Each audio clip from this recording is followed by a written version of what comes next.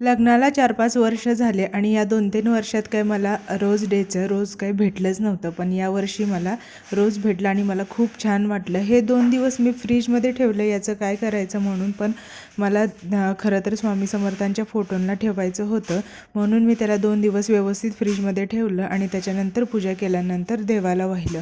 त्याच्यानंतर मी रियांच्या स्कूलमध्ये गेले, तिथे छोटासा कार्यक्रम होता तो केला आणि त्याच्यानंतर मग घरी आले तर खूप साऱ्या भाज्या साफ करायच्या होत्या.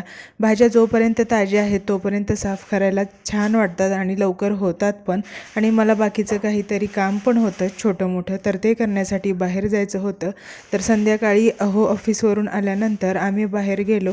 तर मला जे माझे पैंजण होते आणि हे अहोंचे जे ब्रेसलेट होते ते दोन्ही पण लूज झाले होते, सहज गळून पडतील असेच झाले होते. त्याच्यामुळं ते घालताच येत नव्हतं. तर टाईम काढून आम्ही आलो आणि तिथे ते दोन्ही पण कमी करून घेतले, छोटे करून घेतले. तिथे गेलं तर तिथले कारागीर होते, तर थोड्या वेळासाठी त्यांनी सुट्टी घेतली होती, त्यामुळं आमचा बराच टाईम तिथे निघून गेला.